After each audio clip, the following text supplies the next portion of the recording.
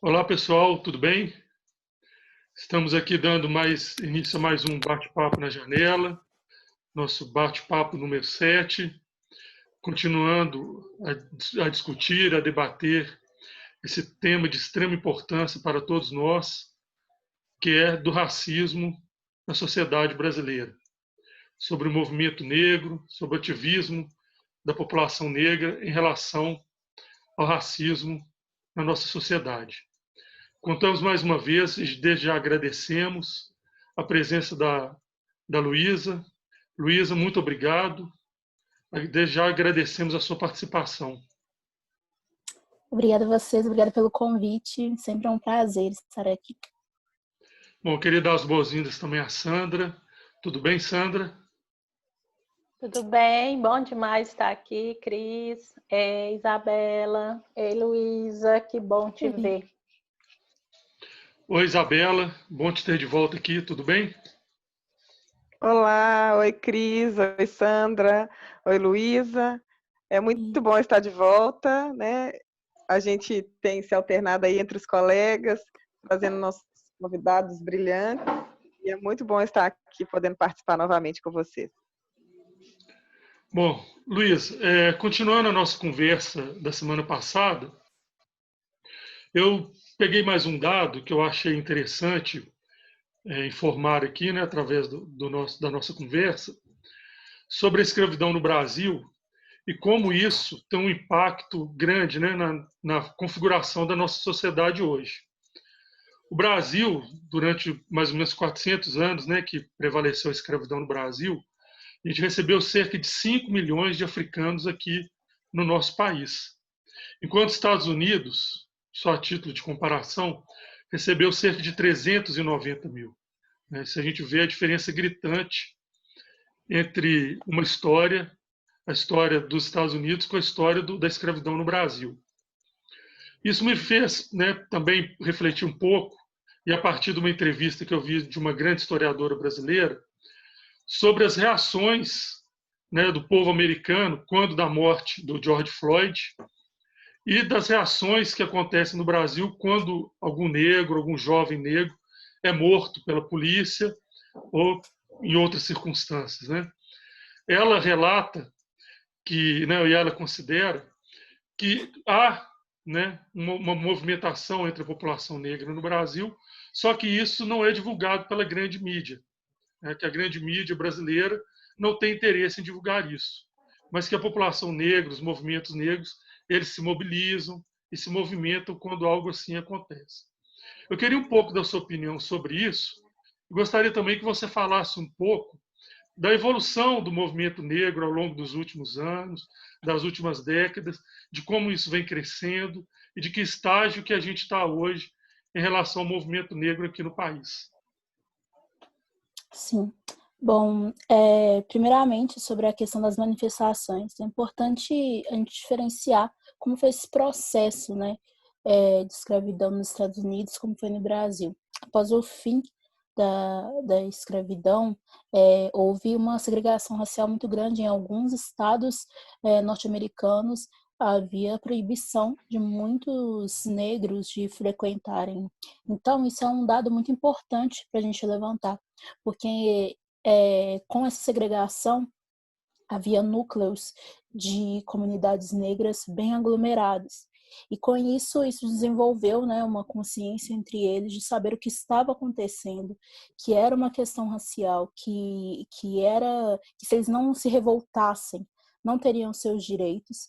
E isso foi muito diferente de como foi no Brasil.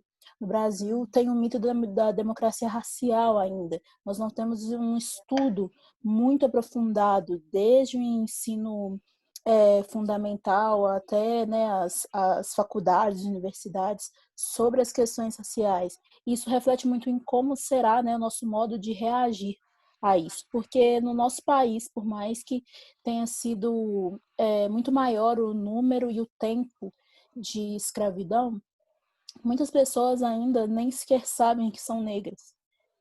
Ainda está muito distante isso. E é um país colonizado também. Isso também é uma questão, até dos nossos modos de comportamento.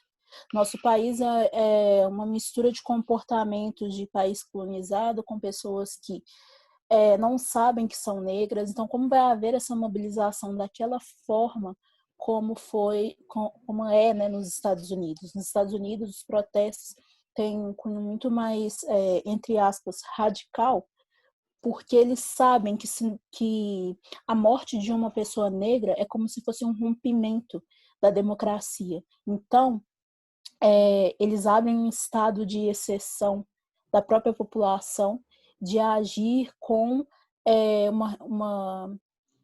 de voltar, né, ao Estado uma resposta, dar um Estado uma resposta de que eles não vão suportar aquele tipo de atitude, enquanto aqui a gente ainda está muito distante desse tipo de movimentação, porque a gente ainda está se conhecendo como pessoas negras de um país que foi um dos últimos a abolir a escravidão. Então isso é muito preocupante.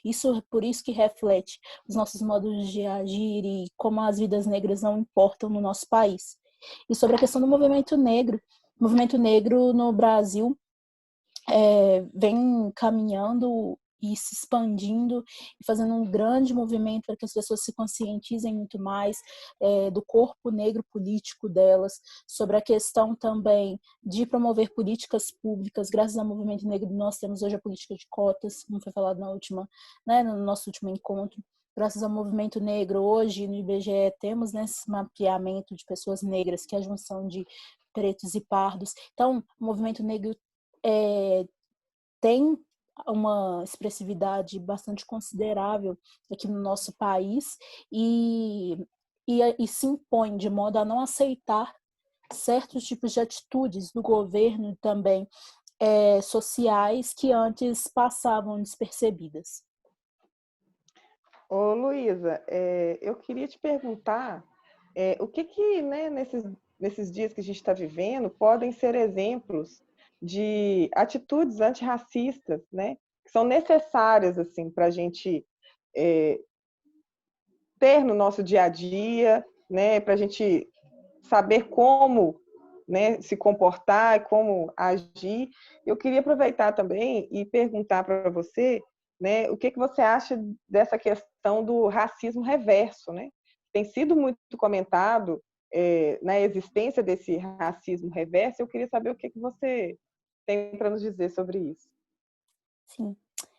Primeiramente, atitudes antirracistas, saber, antes de tudo, que tem racismo no nosso país e como ele funciona. Para isso, você precisa entender que ele atua na esfera jurídica, na esfera política, em todas as esferas sociais. E, a partir disso, você precisa de trazer nessas esferas a visibilidade da causa negra. E, às vezes, em pequenas atitudes, a gente consegue ser antirracista, consumindo produtos feitos por pessoas negras, né? Empresas de pessoas negras, contratar pessoas negras, dar prioridade a isso, porque nós ainda sofremos muito dessa invisibilidade dos nossos trabalhos, duvidam muito da nossa potencialidade. Então, a partir do momento que você consome os nossos produtos, nos contratam, apoiam os nossos projetos e dentro das escolas abordam a questão racial, isso já são práticas antirracistas, já infiltra num sistema, né, que é totalmente bem arquitetado para não dar visibilidade e nos deixar na invisibilidade no sentido de transformar em mortos-vivos. Então, quanto mais você valoriza a cultura negra, consome produtos de pessoas negras, feitos por pessoas negras, divulga o trabalho, compra livros sobre a temática, estudar sobre a temática racial e tal, ampliar o conhecimento, você já faz práticas antirracistas.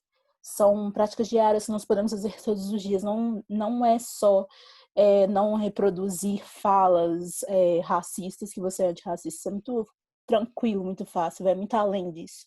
É você não consumir em lojas que são racistas, que têm um histórico claro de racismo. Então, as práticas antirracistas têm sua possibilidade ali todos os dias. Todos os dias você está perto de uma pessoa negra que quer ter visibilidade, mas infelizmente não tem. Enquanto pessoas brancas que com menor tipo de menor potencialidade do que aquela pessoa negra têm a visibilidade em dobro, em triplo, e tem dinheiro em dobro, em triplo. Então, isso são práticas antirracistas, a valorização das pessoas negras como pessoas em potencial e dos nossos trabalhos e nos dar empregos também. E a respeito da questão do racismo reverso, é impossível você ter um racismo reverso. É impossível, porque para isso deveria haver uma escravidão de pessoas brancas. Os corpos brancos, né, as pessoas brancas vieram, invadiram o nosso país, dizimaram a população indígena e se apropriaram de uma terra que não era deles. Trouxeram várias pessoas negras do continente africano para trabalhar, para ser mão de obra escrava. Montaram um sistema de privilégios em que, a partir do momento que você nasce branco, você já consegue lucrar, você já consegue ser protegido por um sistema. E a partir do momento que você nasce negro, você já tem praticamente uma sentença de morte, uma expectativa de vida muito minimizada. Então é impossível você ter um racismo reverso. Era preciso ter um navio branqueiro, não um navio negreiro. Era preciso que os brancos fossem escravizados, os negros fossem escravizados. Quando um branco é ofendido pela sua cor, ele não está sofrendo um racismo, ele não está sofrendo racismo porque ele está sofrendo uma ofensa pela cor dele, e aquilo ali não gerará danos na questão, na seara econômica dele, não gerará danos na seara jurídica dele. Então, aquilo não o afeta. Você não morre por ser branco no nosso país, em resumo. Essa é a grande diferença. Você não morre por ser branco. Você não é o alvo do Estado. Você não é a mão de obra barata. Você não é a carne mais barata do mercado. Não adianta tentarem manter, né, essa coisa de racismo reverso. É extremamente ultrapassado, e isso faz muito link do porquê ainda a gente está aqui discutindo racismo reverso. Nos Estados Unidos tem uma manifestação daquela tão forte quando o George Floyd morre. Não que lá eles também não tenham pessoas que acreditem nisso, mas aqui isso é muito mais forte. Porque, como assim existem ainda pessoas que não conseguem perceber que a maioria da população é negra e a gente não vê essas pessoas nos cargos mais elevados? É porque o racismo aqui foi muito bem arquitetado para fazer até a gente pensar que pode sim um negro oprimir um branco, coisa totalmente impossível, que a gente teria que voltar anos e escravizar brancos para poder acontecer. Luísa, é interessante, nessa mesma entrevista que eu citei ao início do programa, um outro historiador, ele fala justamente desse privilégio de ser branco no Brasil. Você, quando você entra no supermercado, se você é branco, eles não te olham, eles não te vigiam. Mas se você é negro, os olhares se voltam para ele, né? Já é suspeito, né? Já entra ali como um suspeito, né? Então, esse é o privilégio de ser branco. A impossibilidade de se ter um racismo reverso diz muito respeito a isso, né? A gente, numa sociedade estruturada da maneira que a gente, que eu me coloco como branco nesse caso, né? A gente é o privilegiado, né? A gente anda na rua sem um grande risco de ser parado. O negro não. O jovem negro, de estar na rua, né, ele já tem esse risco, né? Nós brancos temos ninguém também pega a bolsa quando passa perto de você, né? Segura a bolsa assim, mas olhando para o branco, né? Nós temos um salvo-conduto que o jovem negro, principalmente jovem, né, não tem. Exato. O branco é livre na nossa sociedade. O branco e normalmente o argumento que se baseia, né, que quando se fala de racismo reverso, eu não sei o que você acha disso, né, mas o que vocês acham disso? Mas ele se baseia muito em terminologias, né? Quando alguém fala, o tal branquelo, leite azedo, e o argumento ele é frágil, Não é? Até eu acho que tem a ver com a compreensão do que é racismo de fato, né? O sentido da palavra racismo. Exato. Eu ia falar justamente isso, que tem muito a ver com entender o que é o racismo, né? Que eu acho que começa do início, né? De não saber compreender a palavra, o significado. Eu acho, assim, essa expressão racismo reverso muito estranha, né? Ela é contraditória. Eu sou branca e eu tenho essa noção de que uma pessoa, se alguém me tratar e falar, igual a Sandra disse, branquela, leite azedo, não é uma coisa que vai me afetar e nem vai afetar o meu psicológico da forma como uma ofensa, né, nesses termos, uma pessoa negra ofenderia, né? Porque até a forma de pronunciar, a forma de tratar é agressiva, né? Então, está muito além, né, do que... E a pessoa negra poderia até falar de forma agressiva, mas mesmo assim é impossível ela conseguir absorver lucro disso. A questão do racismo ele é estrutural porque você colhe benefícios simplesmente pelo fato de ter a cor mais valorizada, de ter a cor digna de ser vivida. Então, por mais que eu, Luiz Helena, ofenda um branco pelo fato dele ser branco, são palavras, meras palavras que não vão me dar dinheiro, que não vão tirar daquele branco algum tipo de oportunidade e que podem até ofendê-lo, pode realmente machucá-lo como pessoa. Tudo bem, pode até machucá-lo, mas isso não mexe nem faz cosquinha em um sistema de privilégios.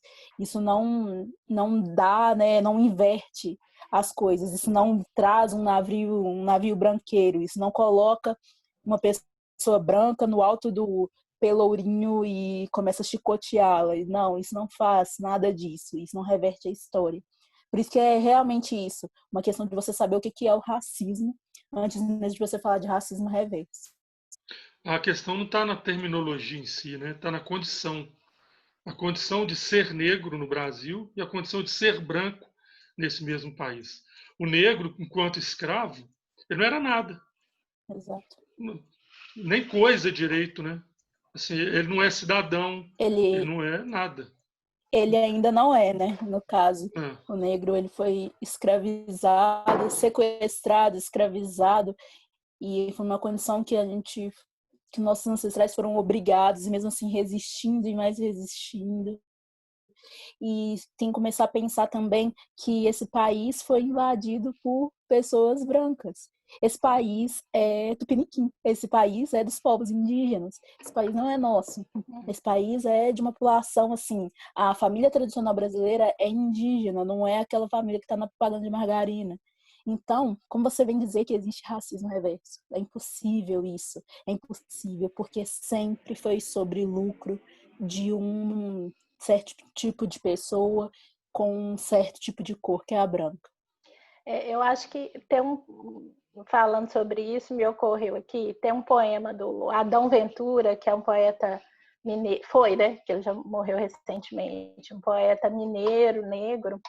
E aí eu peço licença para vocês, posso ler um poema aqui que eu acho que vai ilustrar perfeitamente isso que nós estamos falando, que ele chama assim, das biografias. Em negro, teceram-me a pele, enormes correntes, amarram-me ao tronco de uma nova África. Carrego comigo a sombra de longos muros, tentando impedir que meus pés cheguem ao final dos caminhos. Mas o meu sangue está cada vez mais forte, tão forte quanto as imensas pedras que os meus avós carregaram para edificar palácios dos reis. Então, essa questão, né, na verdade, esse pé amarrado aí, né, é algo assim que limita toda a condição que o negro tem que nós negros temos, né, na nossa sociedade. Exatamente. Por falar nessas questões, né, assim, da gente pensar na valorização do negro, você falou no programa anterior sobre a questão da importância da sua família, né? Você mencionou em alguns momentos para você se compreender que você falou hoje, né? Sobre a questão que a gente não sabe que a gente é negro. Muitas vezes a gente escuta, e nós que somos professores escutamos muito o uso na terceira pessoa. Os negros, eles, enfim, né? Eu já cheguei a ouvir assim de um aluno, mas há muitos anos, ele falando assim comigo: não, professora, sua sorte é que sua mãe era branca, senão você ia ser a maior negona, né? Ele falou assim uma vez comigo. Isso há muitos anos. Hoje isso já não seria nem aceitável você ouvir isso. Então, ou seja, as coisas vão mudando, né? O que deixa de ser tão natural. Não sei se fica algo meio... Você fala um pouco sobre a questão da importância que a sua família teve, né, na sua vida. Eu queria que você falasse um pouco mais para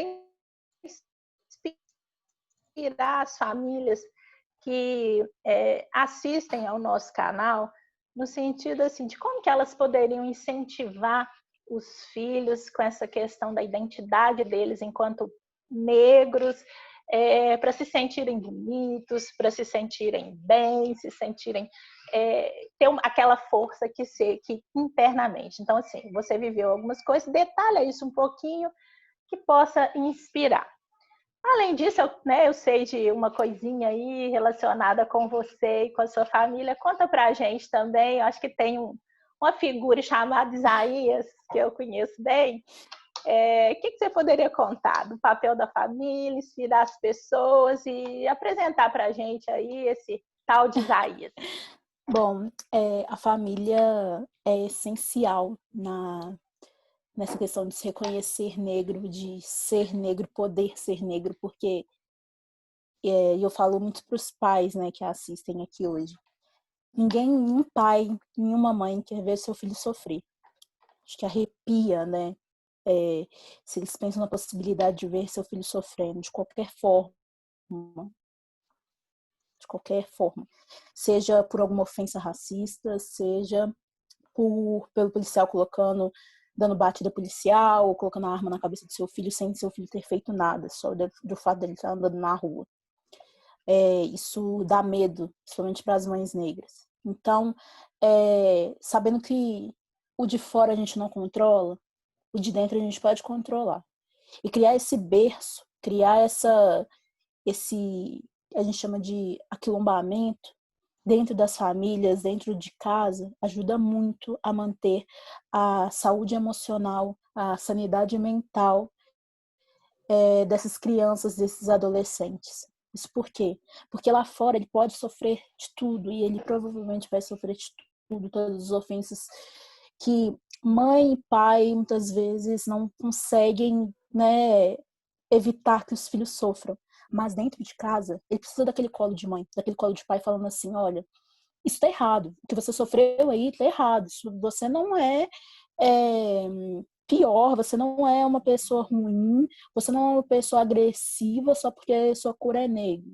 Só porque sua cor é preta, isso não te faz uma pessoa diferente, uma pessoa que não merece ser amada e querida. Por isso que faz muito sentido essa importância da família. Para dizer o contrário do que a sociedade sempre vai falar. E muitas vezes as famílias tentam proteger os filhos, né, colocando, por exemplo, eu vejo muitas mães alisando o cabelo de meninas muito, muito novas. E a gente pode ver, tem pessoas que veem isso como um ato agressivo, que tira a identidade. Mas o que aquela mãe está fazendo, na verdade, é proteger, às vezes, aquela filha. Porque ela sabe que se o cabelo da menina estiver crespo, se estiver para o alto e tal, tem maior tendência dela sofrer algum ataque racista. São os modos que nossas famílias pretas agem para nos proteger. Na minha casa, minha mãe sempre penteou meu cabelo, sempre valorizou a cultura preta, comprou bonecas negras para mim. E sempre me fez amar a minha cor, tanto que quando eu sofri meu primeiro ataque racista quando eu era pequena, a minha resposta foi pedir para minha mãe uma festa de boneca preta. Isso porque eu tive e eu pedi por livre e espontânea vontade. Isso porque eu tive essa base. Essa base foi importante para mim. Porque de outro lado, eu iria para uma escola mais elitista.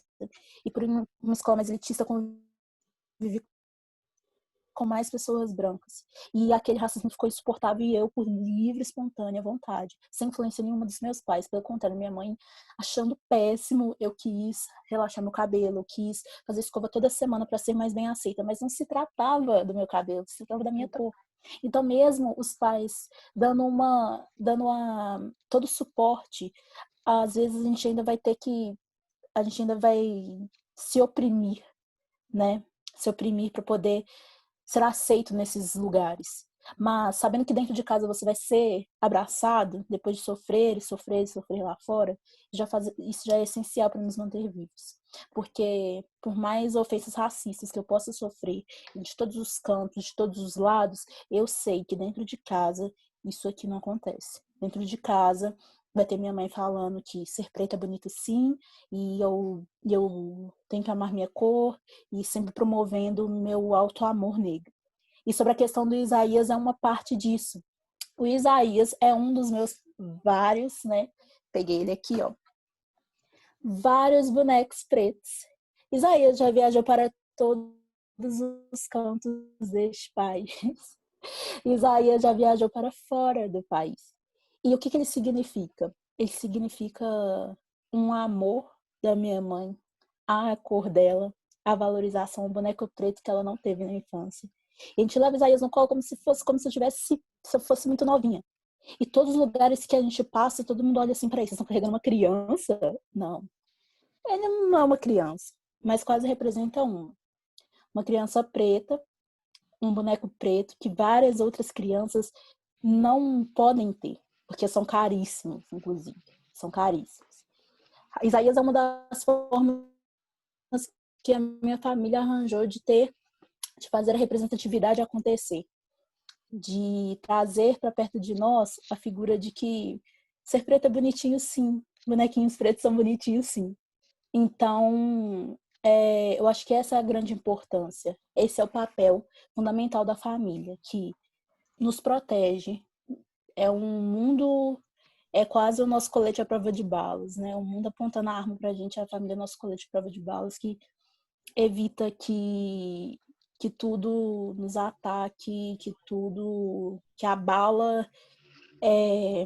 bala deslacere nosso coração. Então, assim, essa é a grande importância da família preta, são os verdadeiros quilombos que a gente tem ainda. Então, eu convido a todas as famílias pretas a apoiarem seus filhos, a escutarem seus filhos, a brigarem pelos seus filhos e a fazerem eles entenderem que ser preto não quer dizer nada nocivo, que não quer dizer que você não merece ser amado, desejado, querido, ou que você não é inteligente. Porque a minha família preta me fez me entender assim. E se eu sou o que eu sou hoje, foi graças muito mais à minha família. É isso. Ai, muito legal. Luísa. Que mensagem que você poderia deixar para os jovens que se conectam com a ideia de dizer não ao preconceito racial, né? Mas não sabem como se movimentar, como se mobilizar? Quer dizer, seria assim, um recado final para o jovem que está aí assim, meio parado, sem saber o que fazer. Eu acho que os jovens precisam entender que o corpo dele é político. Qualquer coisa que ele fizer já significa muita coisa. Somente se você é um jovem negro. Se você canta, se você dança, se você, sei lá, escreve poemas, se você toca, não importa o que você faça, você já está fazendo muito pelo seu povo. Então, pega aquele seu dom que você deixa escondidinho, às vezes você sabe cantar e tal, e vai, canta, posta no Instagram, e você não precisa sair manifestando, quebrando tudo para fazer uma revolução. Às vezes, sua revolução é por meio da música, por meio de um poema, por meio, né, de falar com seu amigo ali que está do lado, que fez comentário racista, você vai lá e xinga esse amigo. São revoluções que a gente acha que é pequena, mas na verdade que movem toda essa estrutura. Então, se você é um jovem negro, acredite que você acordar vivo e manter a sua cabeça plena, ok, estudar sobre seu povo já é muita coisa. Você está fazendo muita coisa. Você já está fazendo o Quilombo dos Palmares de novo. Você está fazendo Palmares acontecer de novo. Se você é um jovem branco, ajude seu amigo negro. Veja ele como gente, uma pessoa que sente, uma pessoa que sofre. Pergunta se ele precisa de alguma coisa. Pergunta como ele pode te ajudar. porque só do fato de você ser branco, você já colhe seus privilégios. Então, talvez você consiga fazer seu amigo crescer com pequenas atitudes, compartilhando o post dele, incentivando ele a postar alguma coisa, a tirar fotos, a valorizar a beleza dele. Eu acho que é assim que a gente vai construindo um trabalho de base até conseguir atingir lá no alto. Muito legal. Nós estamos passando por um momento, né, político de efervescência, discutindo a questão da democracia no Brasil, muitos achando que a democracia está ameaçada, mas, de fato, a democracia ela nunca será plena enquanto tiver uma grande parcela da população alijada desse processo, né? Não considerada cidadã, sem os direitos que outra parte tem. Então, o convite para todos que nos acompanham no canal é da reflexão, né, a partir desses 2 ótimos programas que tivemos com a presença da Luísa, de pensar se vale a pena discutir a democracia sem discutir a questão do racismo. Não há nação, não há democracia sem que todos estejam incluídos, sejam os brancos, os negros, os indígenas. Então, a reflexão que fica para nós hoje é essa. Então, eu queria agradecer mais uma vez a Luísa, agradecer a Sandra, agradecer a Isabela, pedir para vocês que curtam esse vídeo para que ele possa ser mais divulgado, se inscrevam no canal, enviem mensagens sugerindo temas, sugerindo outras abordagens sobre temas que já foram aqui discutidos. Então, né, aguardamos vocês na próxima semana. Luísa, muito obrigado mais uma vez. Eu acho assim, foi muito importante, muito elucidativo a sua participação aqui. Então, muito obrigado e as portas desse canal estão sempre abertas para você. Muito obrigada a todos pelo convite, parabéns pelo projeto. Sandra, muito obrigada, obrigado. Viu, Luísa? Obrigada. Carinho imenso, orgulho imenso de te ver crescer assim, tão articulada, tão inteligente, tão linda. Obrigada. Tá? Muito obrigada, viu, Cristiano, Isabela, por esse bate-papo de hoje. Eu também quero agradecer a Luísa. Nossa, adorei as suas palavras, adorei o seu posicionamento. Eu acho que a gente precisa sempre de pessoas assim, né, tão lúcidas e tão verdadeiras quanto você. Muito obrigada mesmo. Obrigado, meninos, Sandra, Cristiano. Até a próxima, viu? Tchau. Gente, então até a próxima. Aguardamos vocês lá no canal na próxima semana. Obrigado. Um abraço a todos.